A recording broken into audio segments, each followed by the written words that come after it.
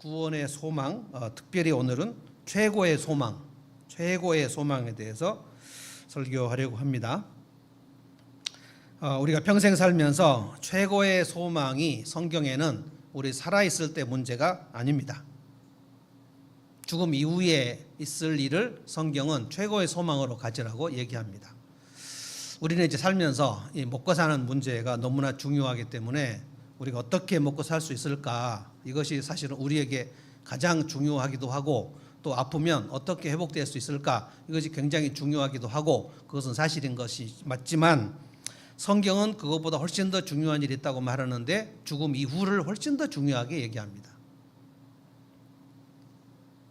우리가 살아가는 것을 평생이라고 하고, 우리가 새하늘과 새 땅에 가는 것을 영생이라고 하는데, 둘 다 생명이거든요. 평생과 영생 중에 성경은 영생을 훨씬 중요하다고 얘기하기 때문에 우리의 시야의 포커스를 영생에다가 놓고 이 평생을 사는 것이 참 좋은 것입니다. 둘 중에 평생과 영생 중에 우리는 이 평생이 굉장히 중요한데 성경은 영생을 엄청 중요하게 얘기하니까, 성경적으로 보면 평생은 영화로 말하면 예고편이고 1분짜리 예고편, 영생은 메인 드라마에 해당됩니다. 잠깐, 평생은 잠깐이라고 했어요. 사도 바울은 이것을 잠깐 있다 그랬어요. 잠깐. 그리고 텐트 생활이라고 얘기했습니다. 그리고 영생은 영원하다 그랬고, 이거는 영원한 집에 간다 그랬어요. 그래서 마지막 이후, 이 굉장히 중요합니다. 그래서 살아있는 동안에 내가 죽음 이후를 어떻게 할 것인가, 여기에 대한 소망이 확고할 필요가 있어요. 죽음 이후의 소망이 확고하지 않으면 살아있을 때 믿음을 끝까지 지킬 수가 없습니다. 굉장히 중요합니다. 최고의 소망이 확고한가에 따라서 오늘 어떻게 살 것인가 결정되기 때문에 그렇습니다. 오늘 최고의 소망, 자, 두 가지를 얘기할 것입니다. 하나는 주님이 다시 오실 것이다. 이 재림에 대한 소망. 사도 바울이 오늘 이것을 굉장히 많이 강조합니다. 주님이 다시 오실 것이다. 그리고 두 번째, 우리가 반드시 상급을 받을 것이다. 이 두 가지의 소망이 있어야 믿음을 지킬 수가 있어요. 데살로니가 성도들에게 사도 바울이 이 얘기를 하는데, 데살로니가 교회는 정말 좀 신기합니다. 왜냐하면 사도 바울이 2차 전도 여행을 할 때 그 유럽으로, 1차는 아시아를 했고요. 지금 아시아라고 말하면 우리 동북아시아가 아니고 터키 그쪽 소아시아라고 하는데, 아시아 마이나 하면 소아시아를 가리키는데, 거기가 이제 아시아, 이스라엘에서 아시아로 복음을 전하는 것이 1차 전도여행. 그런데 사도 바울은 1차 전도여행을 하고 돌아와서 안디옥에 돌아와가지고 좀 쉬었다가 2차 전도여행을 할 때 다시 1차 전도여행하는 그곳을 돌아보려고 그랬어요. 그래서 아시아에서 또 복음을 전해서 이들의 믿음을 단단하게, 그것이 우리가 아는 갈라디아 지방이거든요. 그래서 아시아에서 복음을 전하려고 두 번째 갔는데 성령께서 아시아에서 복음을 전하지 못하도록 굉장히 많이 막으셨어요. 길을 막아요. 이상하다. 왜 아시아에서 복음을 전하려고 하는데 성령께서 길을 막으시는지 이유를 알 수 없어서 답답해 있는데, 어느 날 아시아와 유럽 사이가 터키가 아시아인데 터키가 유럽 연합에 들어가려고 자꾸 하거든요. 그래서 바다만 건너면 아시아에서 유럽으로 건너갑니다. 터키가 그렇게 생겼어요. 이스탄불이 거기입니다. 근데 거기에 사도 바울이 머물러 있는데 저쪽 바다 건너편 유럽에서 환상이 보이는데 건너와서 우리를 도와달라는 환상을 사도 바울이 보거든요. 이게 사도행전 16장에 나옵니다. 그래서 아시아에서 복음을 전하지 못하게 성령께서 막으시는 이유가 여기가 아니고 저기로 건너가라는 사인이구나 하고 사도 바울이 즉시 건너가서 복음을 전한 게 빌립보예요. 여기가 마게도냐, 유럽입니다. 마게도냐, 빌립보에서 복음을 전하고, 그리고 간 곳이 데살로니가. 근데 데살로니가에 가서 복음을 전했는데 딱 3주 했어요. 3주. 새 안식일 날 회당에 가서 복음을 전했다. 예수님의 죽으심과 부활에 대해서 얘기를 하고 하나님에 대해서 얘기를 했는데, 거기 있는 유대인들의 핍박이 극심해가지고 사도 바울을 죽이려고 그랬습니다. 근데 거기에 새 안식일 3주간 복음을 전했는데 사도행전 17장에 보면 데살로니가에 사는 사람들 중에 유대인들 중에 몇 사람이 예수를 믿고, 그리고 헬라인들 그리스 사람들 중에 하나님은 믿는데 아직 예수를 믿지 않는 사람들 있었어요. 그거를 경건한 헬라인이라고 합니다. 그들이 좀 많이 예수를 믿었다 그랬어요. 그리고 세 번째로 경건한 귀족들, 귀부인들이라고 그랬어요. 귀부인들이니까 데살로니가의 로마에서 파견된 그런 그 황제의 신하들의 부인들, 그러니까 세 그룹이 예수를 믿었어요. 유대인들 중에 예수를 믿지 않는 박해하는 사람들이 있었고, 사도 바울을 엄청 박해한 사람들이 그들이거든요. 유대인들 중에 예수 믿은 사람들, 그리고 헬라인들 중에 예수 믿은 사람들, 이들이 좀 다수였어요. 그리고 로마에서 파견된 로마인들 중에 귀부인들, 귀족 부인들, 이렇게 해서 제가 생각할 때는 한 30-40명 정도 되지 않았나 싶어요. 그리고 3주간 복음을 전했는데 완전히, 그러니까 씨를 뿌렸는데 싹이 이제 난 상태에서 사도 바울을 죽이려고 유대인들이 핍박을 하니까 사도 바울이 피합니다. 그래서 아테네로 피하고 또 고린도로 피하고, 그래서 거기서 또 복음을 전하고 복음을 전했는데, 사도 바울이 이 3주간 초신자들을 가르치다가 말아가지고 마음이 너무 조마조마해가지고 디모데를 보내요. 네가 가서 좀 동태를 살피고 이들의 믿음이 뿌리가 싹이 꺾이지 않도록 한번 봐라. 그리고 이제 고린도에서 디모데를 혼자 보냅니다. 이게 데살로니 전서에 다 나오거든요. 내가 참다 못해서 내가 여러 번 가려고 했는데 사탄이 길을 막았고, 그래서 내가 디모데를 너희들에게 보낸다. 그런데 디모데를 보내서 너희 믿음이 굳건한지를 좀 보고, 그리고 너희가 믿음의 위로와 격려를 좀 받고, 그래서 절대로 너희 믿음이 꺾이지 않도록 내가 디모데를 보낸다. 그런데 디모데가 돌아와가지고 보고하는 게 데살로니가 성도들의 믿음이 막 자라고 있습니다. 이건 정말 놀라운 일입니다. 엄청난 일이에요. 그래서 데살로니가 전서의 편지에 이제는 내가 좀 살겠다. 너희들의 믿음이 자란다고 하니 내가 이제 살 것 같다라고 얘기해요.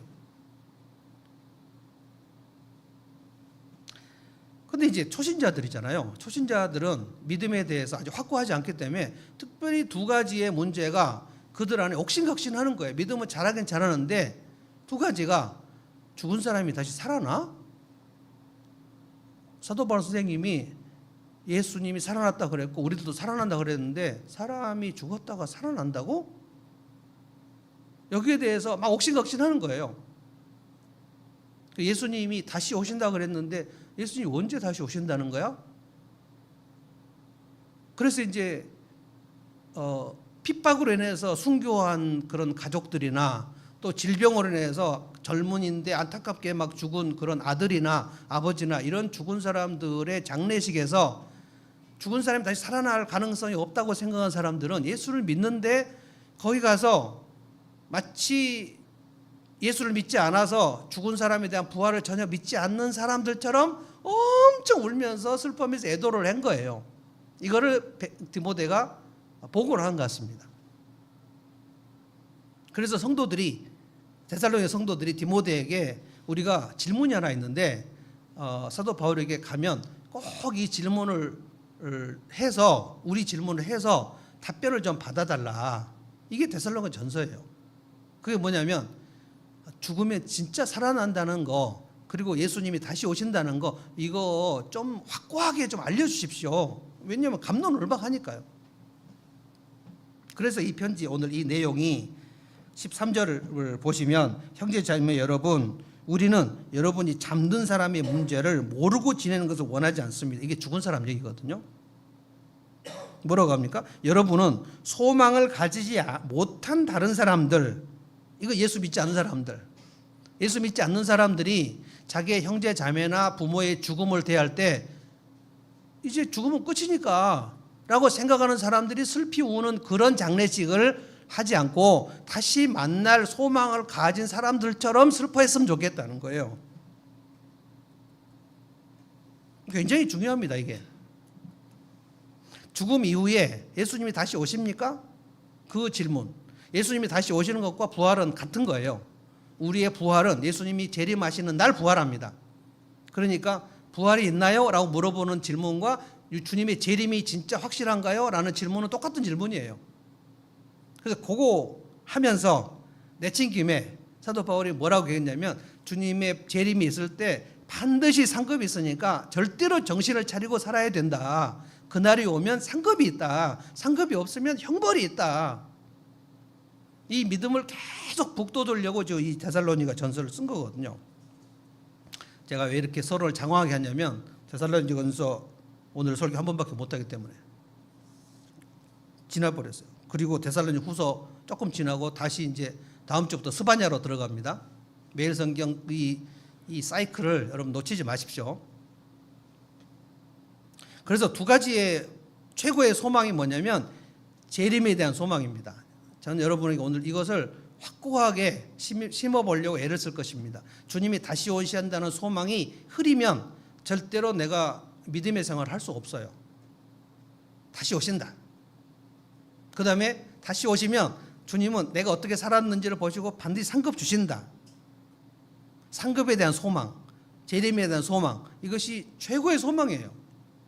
이거 없으면 내가 정신을 차리고 깨어서 믿음으로 싸움을 싸우고 순종하고 이 근거가 없어요. 자, 13절 같이 한번 읽어볼까요? 13절 다 같이 한번 읽겠습니다. 시작. 형제 자매 여러분, 우리는 여러분이 잠든 사람의 문제를 모르고 지내는 것을 원하지 않습니다. 여러분은 소망을 가지지 못한 다른 사람들과 같이 슬퍼하지 않아야 할 것입니다. 잠든 사람의 문제. 잠든 사람의 문제가 죽은 사람 문제예요. 그냥 어젯밤 잠자는 얘기를 한 게 아니고 성경은 잠들었다는 얘기를 할 때 죽은 사람 얘기를 잠자고 있다라고 얘기하는 경우가 되게 많아요. 왜냐하면 깨어날 거니까. 그러니까 이게 죽은 사람을 잠들었다고 얘기하는 것은 다시 깨어나서 부활할 것을 전제하면서 말하는 거거든요. 예수님이 그 야이로, 회당장 야이로의 딸이 12살 먹은 소녀가 죽기 직전에 야이로가 예수님 앞에 와가지고 우리 딸 좀 살려달라고 그래서 가고 있는 도중에 혈루병 여인이 와가지고 지체가 돼가지고 그 12살 먹은 소녀가 죽어버렸잖아요.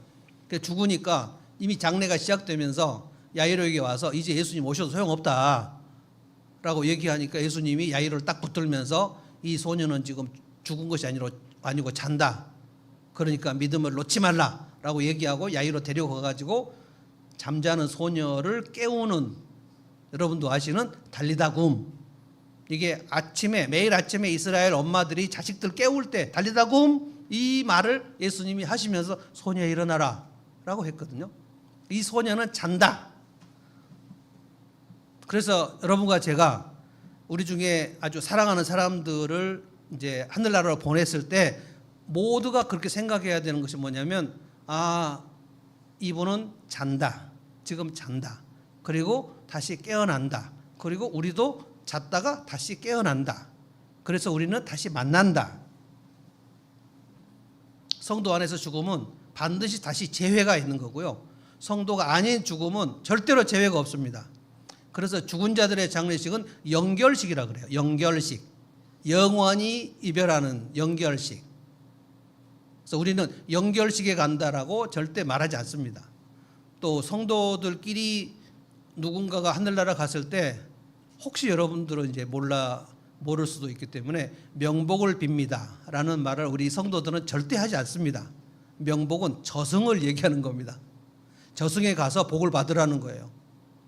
성경 용어는 하늘의 위로를 빕니다 이렇게 말해야 돼요. 우리는 재회가 있으니까.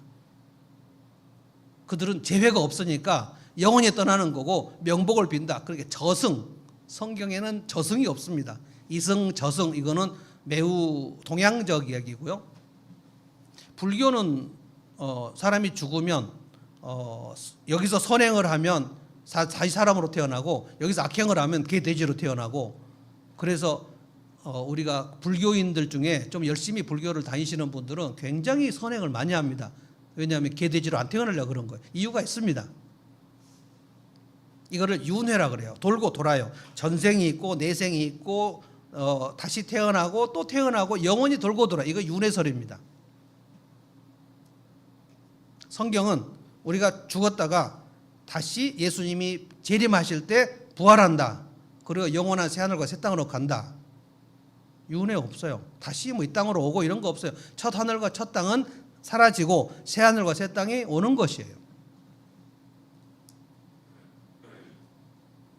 불교도 안 믿고 기독교도 안 믿는 사람들 중에는 무신론자들 중에는 이 세상은 우리가 죽으면 그냥 끝난다. 이게 허무주의입니다. 허무주의. 이게 전 세계적인 거예요. 영어로 니힐리즘이라고 그래요. 니힐이라는 거는 아무것도 없다. 죽으면 그냥 공허다. 마치 텔레비 화면 딱 꺼진 것처럼 텔레비가 있다가 텔레비 화면 딱 끄면 칙 하면 딱 꺼져 버리잖아요. 죽으면 그냥 모든 화면이 딱 끝나버린 것처럼 이건 허무주의입니다.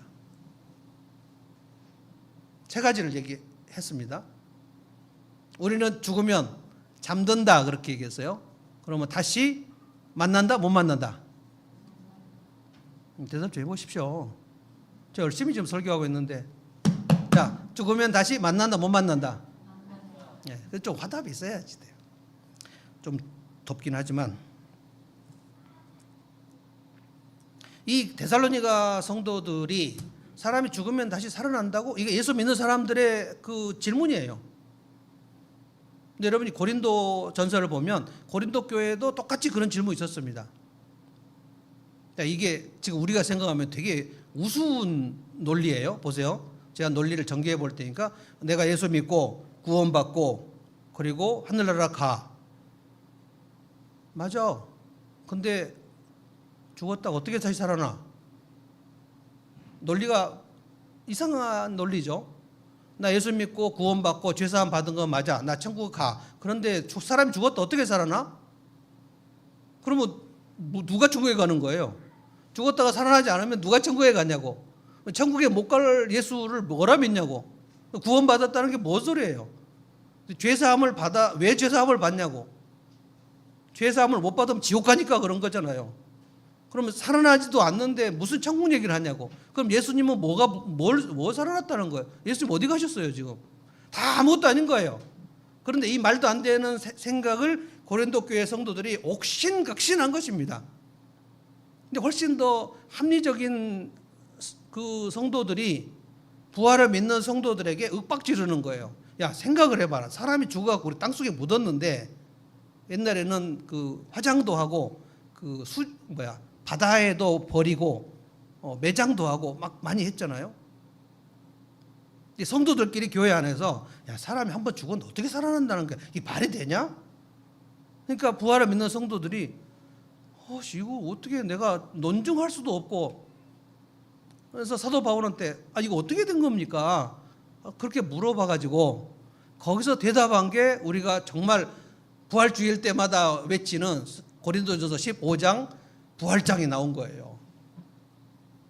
그러니까 데살로니가 교회들이나 고린도 교회나 그때 2000년 전에 1세기에 예수 믿는 초신자들의 상황에서 죽은 자가 살아날 수 없어라는 게 대세였다는 거예요. 죽은 사람이 어떻게 살아나냐고. 그래서 사도 바울이 야 죽은 사람이 살아나지 못한다면 예수님은 어떻게 살아났냐. 예수님이 살아난 거하고 죽은 사람이 살아난 건 똑같은 거야. 그러면서 야 땅속에 씨를 뿌리면 그 씨가 다 죽냐?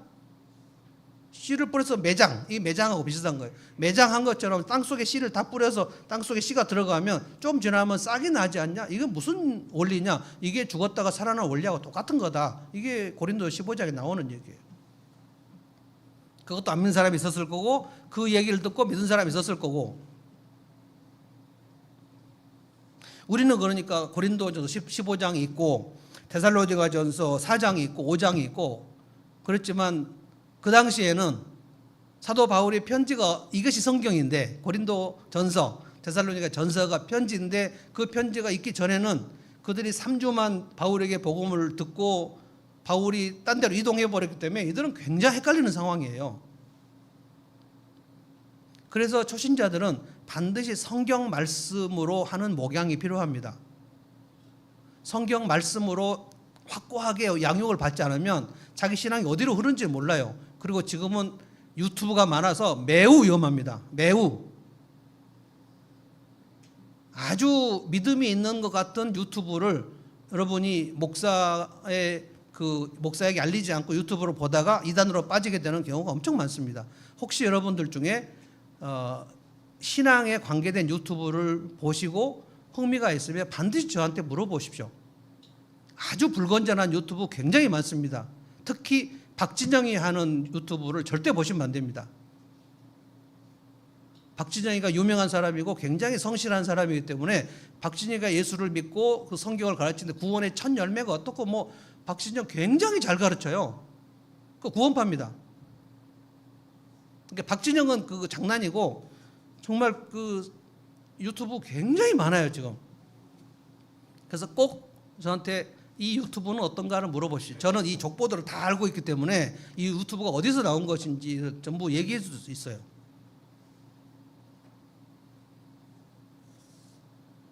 그래서 14절을 보십시오. 사도 바울이 부활과 재림을 연결해 버립니다. 다 같이 읽어봅시다. 14절 읽습니다. 시작. 우리는 예수께서 죽으셨다가 살아나신 것을 믿습니다. 이와 같이 하나님께서 예수 안에서 잠든 사람들도 예수와 함께 데리고 오실 것입니다. 자, 두 문장이 나오는데 첫 문장은 예수님이 죽으셨다가 살아난 것, 그 부활을 얘기하고요. 두 번째는 문장은 주어가 뭡니까? 주어가 누굽니까? 하나님이죠. 하나님께서 예수 안에서 잠든 사람들, 이거 예수 안에 죽은 사람, 예수 믿고 죽은 사람들 예수와 함께 데리고 오신다. 언제 데리고 오신다는 거예요? 언제? 마지막 날, 예수님 재림하신 날, 하나님께서 죽은 자들 중에서 부활할 사람들과 예수님이 오시는 거를 동일하게 같이 데리고 오신다 그랬어요. 굉장히 놀라운 겁니다. 자, 질문하니까 대답 한번 해보십시오. 예수를 믿고 죽은 사람은 어디로 갑니까? 너무 천국 가죠. 너무 그렇게 굉장히 어려운 질문을 배목사 할 것이라고 생각하지 마세요. 예수를 믿고 죽은 사람은 천국에 가죠. 근데 육체가 갑니까? 영혼만 갑니까?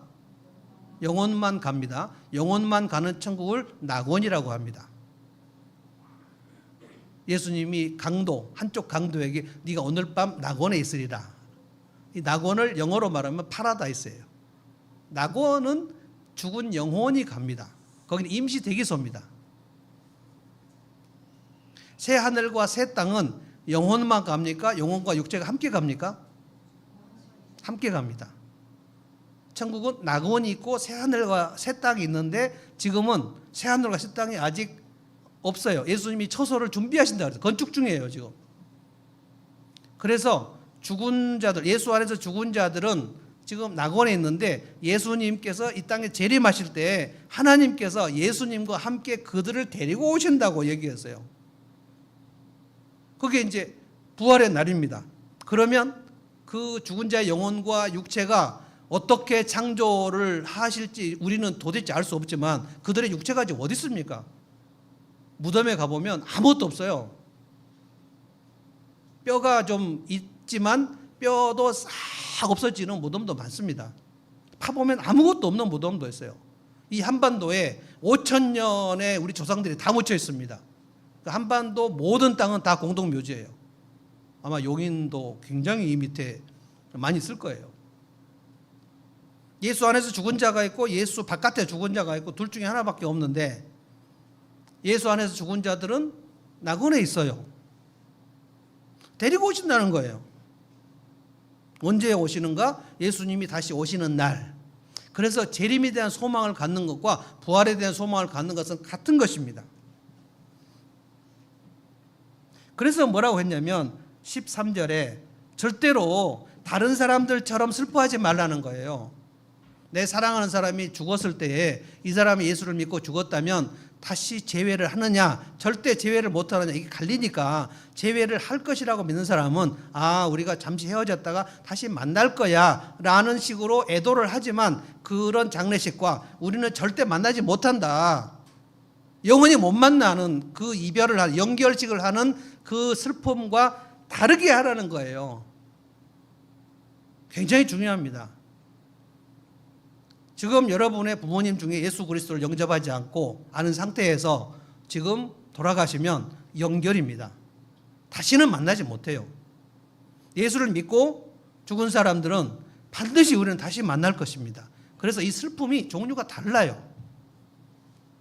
그런데 이 데살로니가 성도들 중에 자기 부모님이 안타까운 질병으로 돌아가셨거나 아니면 지금 핍박이 시작되니까 어떤 경우에 순교를 당할 수도 있어요. 자기 아들이 순교를 당했거나 그럴 때 이 슬퍼하는데 다시는 못 만날 것처럼 그렇게 너무 슬퍼하면서 재회의 소망이 없이 슬퍼하는 사람들이 있었다는 거예요. 그래서 장례식은 두 종류의 장례식밖에 없습니다. 다시 만날 장례식이 있는 거고 다시는 못 만날 장례식이 있는 거예요.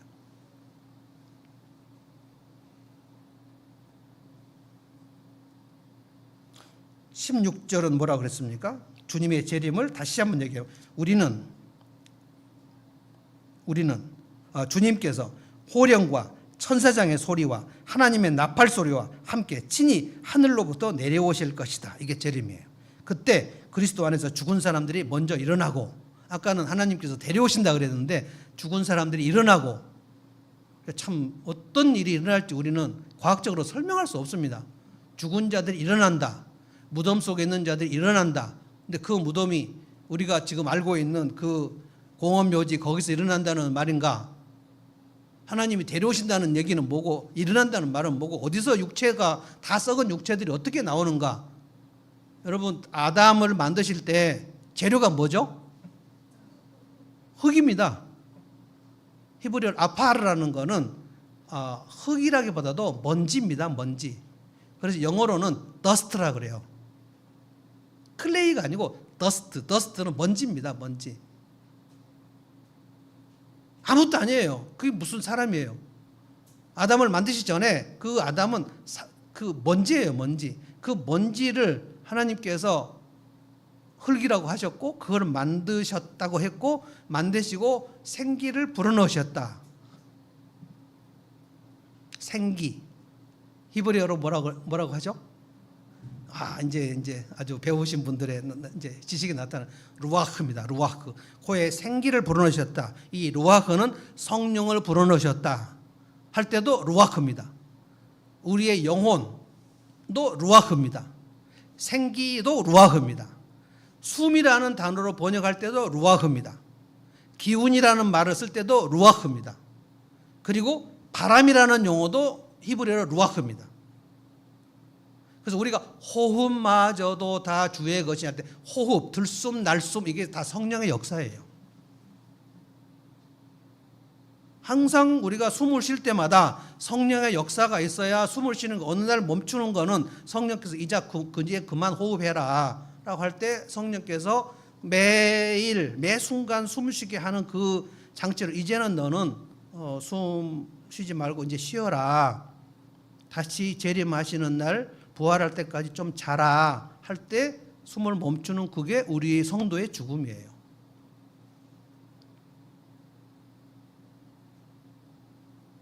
그러니까 우리 부모님이 지금 무덤 속에 들어가서 몇 년째 있는가 하는 것은 주님께서 다시 우리의 영혼과 육체를 결합시킬 때 아무런 문제가 되지 않습니다.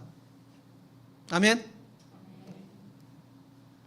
마지막 날 주님께서 오신다는 거예요. 호령이 있습니다. 호령이라는 건 큰 소리입니다. 굉음이죠. 굉음. 천사장의 소리가 있습니다. 아마 이거는 미카엘일 것입니다. 하나님의 나팔 소리가 있을 것입니다. 우리가 그 우주전쟁 같은 영화를 볼 때 우와 하는 그런 소리가 있을 때 막 소름 끼치는 이 소리는 인간의 그 삶에서 나타나는 무슨 쇠소리나 무슨 깡통 소리 이런 소리가 아닐 것입니다. 그러니까 그 소리는 딱 들었을 때 이게 오늘 끝이구나 라고 세상 모든 사람들이 깨달을 수 있는 엄청난 소리일 것입니다. 나팔 소리 나죠. 하나님의 호령 소리가 나죠. 그 다음에 천사장의 소리가 나고, 그러니까 이거는 어떤 지역적인 국지적인 문제가 아니에요. 온 우주적인 일입니다. 그래서 예수님이 다시 오시는 날 미국 사람은 알고 한국 사람 못 보고 뭐 이런 거 없어요.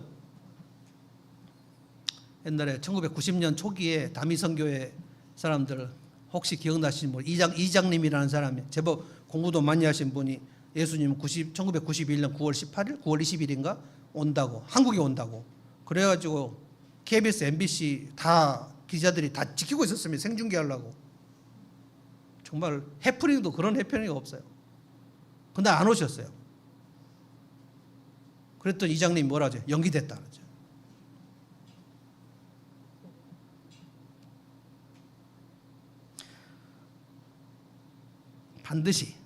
반드시 주님은 다시 오신다. 그때까지 살아있는 사람도 있고 그때 이미 죽은 사람도 있을 것이다. 그러나 그날 우리는 모두 부활한다. 이게 데살로니가 성도들에 대하여 사도 바울이 확고하게 이 소망을 가지라. 주님의 재림은 반드시 있다. 다시는 흔들리지 말라. 그 다음에 이제 두 번째 8절부터 보면 이게 어떻게 잠자지 말고 깨어있으라는 얘기가 마지막 날 주님이 오시면 재림이 오면 반드시 상급이 있으니까. 자 8절 5장 8절 다 같이 한번 읽어봅시다. 시작. 그러나 우리는 낮에 속한 사람이므로 정신을 차리고 믿음과 사랑을 가슴막이 갑옷으로 입고 구원의 소망을 투구로 씁시다. 우리는 뭐에 속해요? 낮에.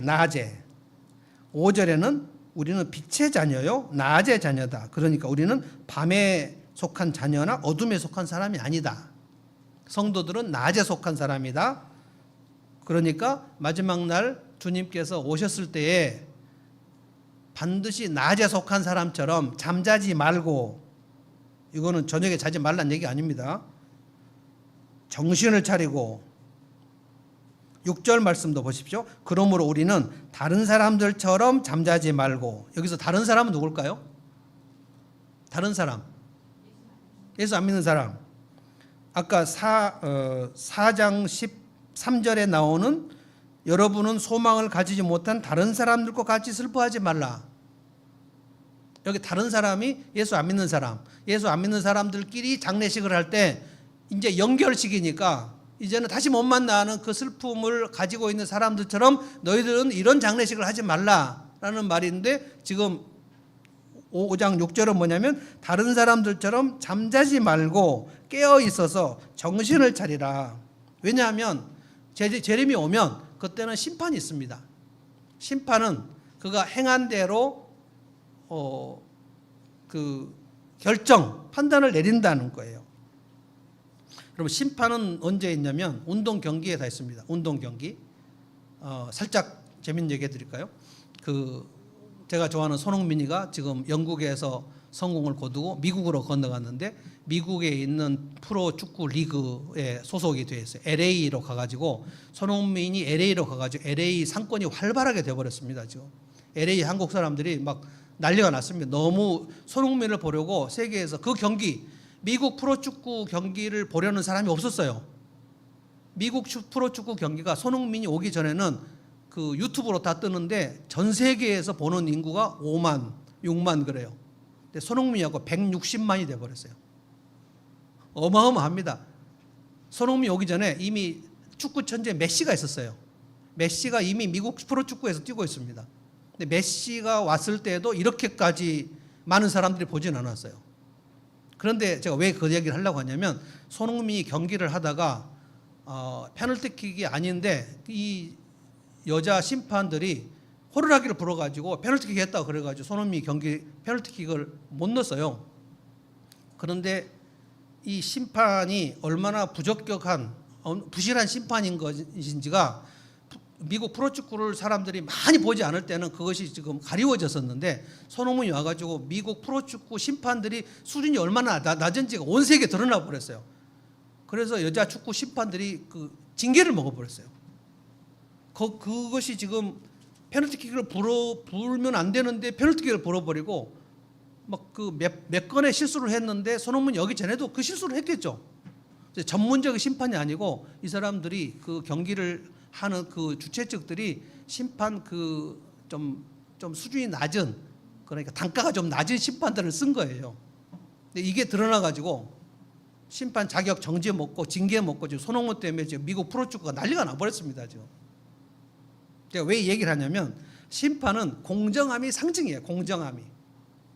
하나님께서 마지막으로 이 땅을 심판하실 때 하나님이 심판하시는데 공정하지 않게 심판하신다는 것은 상상할 수 없어요.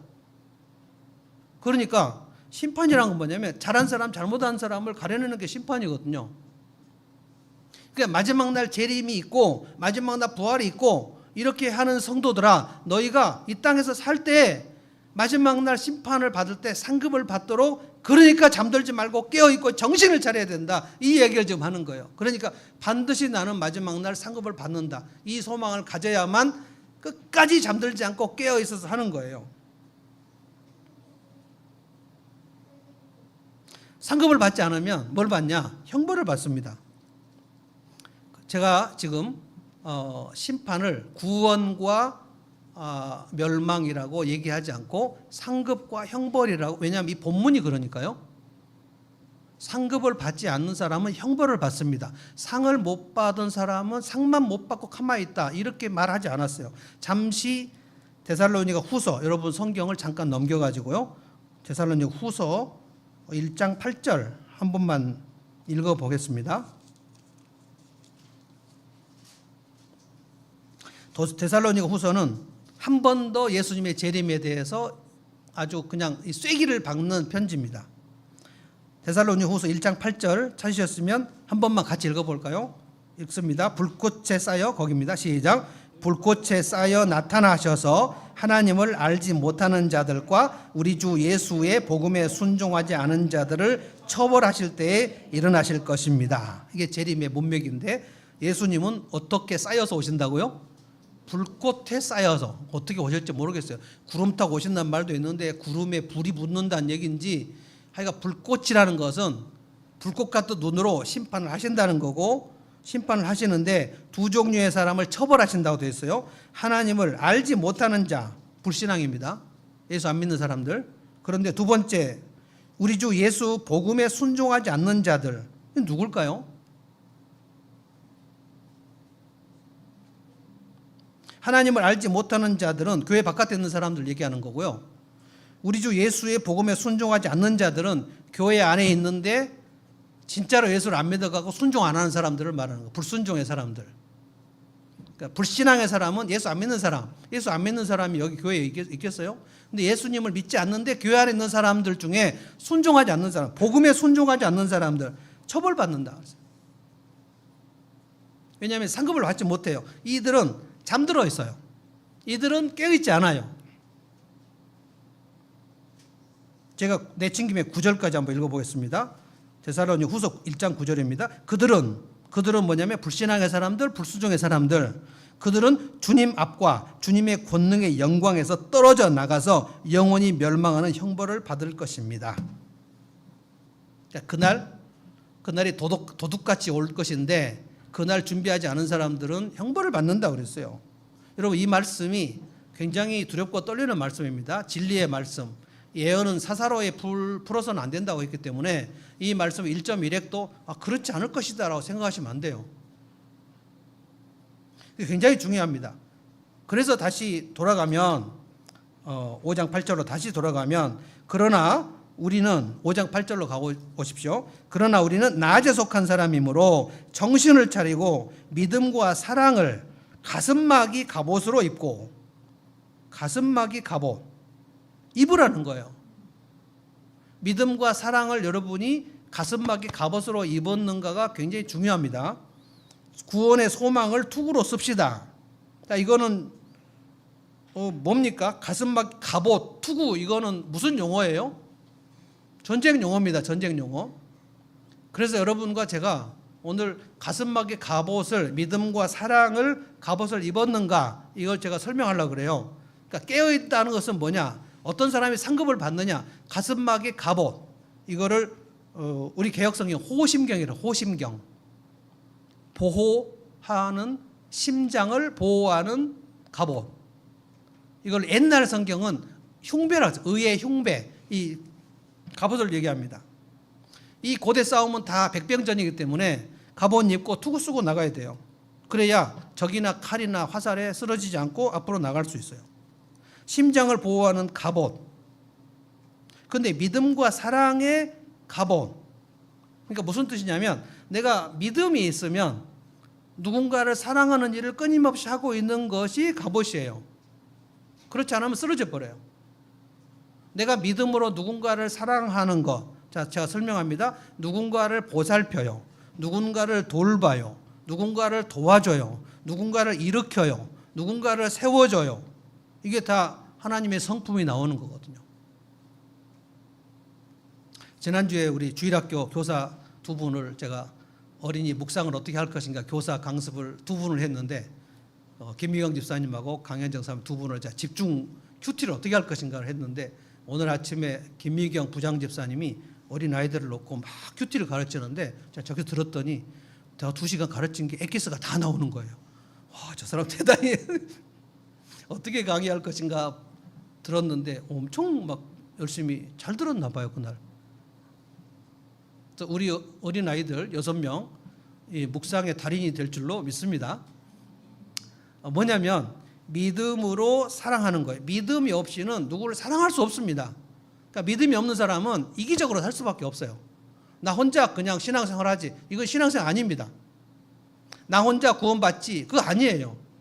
내가 믿음이 있으면 믿음과 사랑의 갑옷을 입고 누군가를 내가 돌보고 세워서 그 사람이 나의 돌봄을 통해서 일어나는 일이 있어야 돼요. 그게 믿음이에요. 그래서 저는 끊임없이 여러분에게 돌보고 보살피고 누가 좀 어려우면 살피고 누가 그 멸치 액젓이 필요하다. 그러면 여러분이 돈 10,000원이라도 참여해서 그 여러분이 돈 10,000원을 내주는 것과 그분이 그 좌절해서 일어나는 것은 엄청난 연관성이 있습니다. 그 일을 할 때 하나님의 성품인 자비와 긍휼과 사랑과 온유함이 우리 속에서 열매 맺는 거예요. 그 열매를 맺는 것을 믿음과 사랑으로 갑옷을 입었다고 얘기하는 거예요. 그러면 믿음과 사랑으로 갑옷을 입으면 전쟁터에서 쓰러지지 않고 끝까지 싸울 수 있는 거고, 믿음과 사랑으로 갑옷을 안 입었다. 그러니까 내가 한 주간 동안 아무도 돌보지 않았다. 그러면 믿음과 사랑의 갑옷이 없는 거예요. 그러면 믿음이 쓰러졌을 때, 마귀가 와서 나를 빡 물리쳤을 때 그냥 쓰러져 버리는 거예요. 주님 오실 때까지 믿음과 사랑의 갑옷을 입으라 그랬는데 내가 이 세상 끝나기 전에 믿음이 식어져 버리면 주님께서 마지막으로 오셨을 때 뭘로 전리품을 주냐고요. 승리한 군사에게 전리품을 주지. 승리하지도 않았는데 무슨 전리품을 주냐고요. 어떤 군사가 전리품을 받는가? 그 갑옷을 입었는데 이 갑옷으로 마지막 전쟁이 끝나서 이제 다 그 상을 주는데 예수님께서 내가 세상을 이겼다. 너희도 이겨라 그랬거든요. 그래서 이긴 사람들에게 상을 주는데 군사들이 이 갑옷을 입고 왔는데 막 엄청 피투성이가 됐는데 그 믿음과 사랑의 갑옷으로 사람들을 살린 그런 일들이 있는 거예요. 주님이 보실 때 상 줄 일이 많은 거예요. 야, 네가 어떻게 이렇게 힘들게 누구를 돌보고 살피고 그랬냐. 너도 힘들었잖아. 주님, 저도 힘들었지만 돌아보니 저보다 더 힘든 사람이 있어서 그들과 함께 싸매고 돌보고 하다가 제가 믿음의 승리를 하고 여기까지 왔습니다. 진짜 눈물겨운 일입니다. 그래서 제가 항상 여러분에게 얘기하는 거예요. 인생이 힘들 때는 나보다 힘든 사람을 찾아가서 돌보는 게 내가 그 힘든 것을 이기는 유일한 방법입니다. 누가 나를 돕지 않나 그 생각만 하고 있으면 좌절감에 빠져 일어날 수 없어요.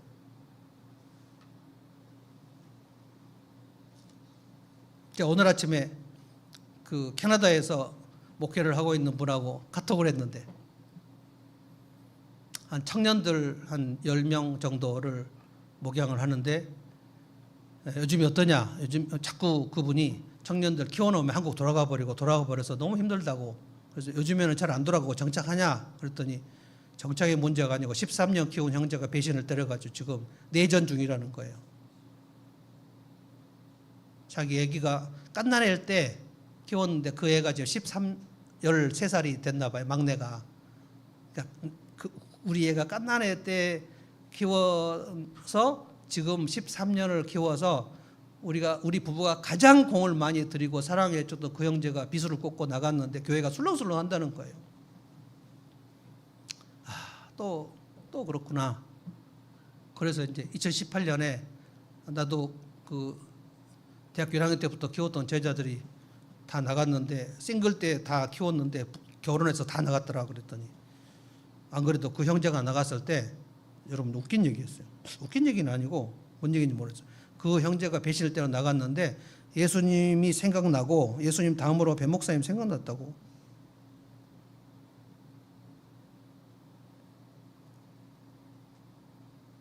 그런데 그렇게 그런 시간들을 겪고 나서도 지금도 열정을 가지고 있는 목사님 보면서 우리는 따라가겠다고. 막 주일날 아침에 막 가슴이 뭉클하면서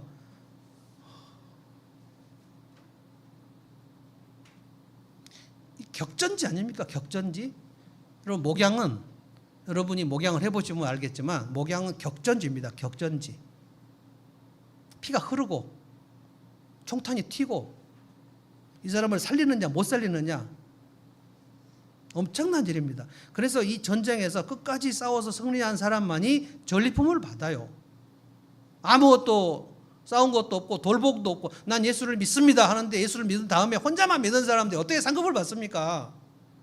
무슨 전리품을 받습니까? 이게 사도 바울이 데살로니가 초신자들이에요. 초신자 3주밖에 안 된 초신자들에게 믿음과 사랑으로 갑옷을 입고 누군가가 환난을 당하면 가서 찾아가서 믿음과 사랑으로 가서 돌보고 싸매고 그래서 데살로니가 성도들아 너희가 함께 일어나라는 거예요.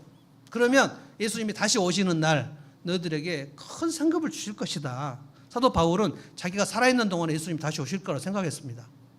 1세기 성도들은 이렇게 오랫동안 예수님 재림이 지연될 거 생각하지 않았어요. 곧 오신다. 그러면 조금만 견뎌라. 조금만 견뎌라.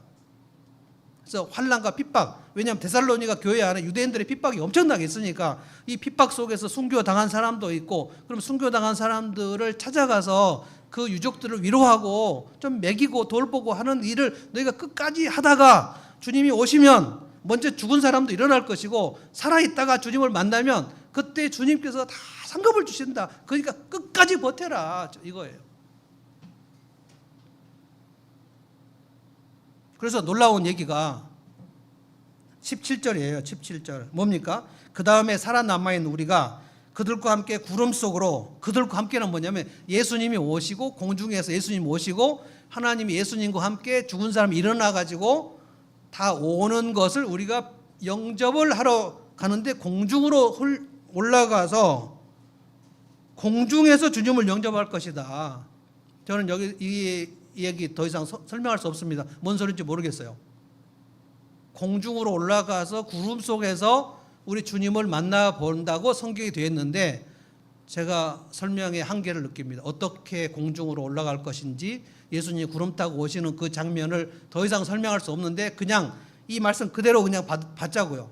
만약에 예수님이 오실 때까지 제가 생각할 때는 예수님이 오실 때까지 우리 중에 살아있는 사람 없을 것 같은데 좀 더 있다가 더 예수 믿는 사람이 있을 때까지 더 기다리실 것 같아요. 그래서 우리는 예수님이 재림하시는 날 이미 무덤 속에 있을 가능성이 훨씬 많습니다.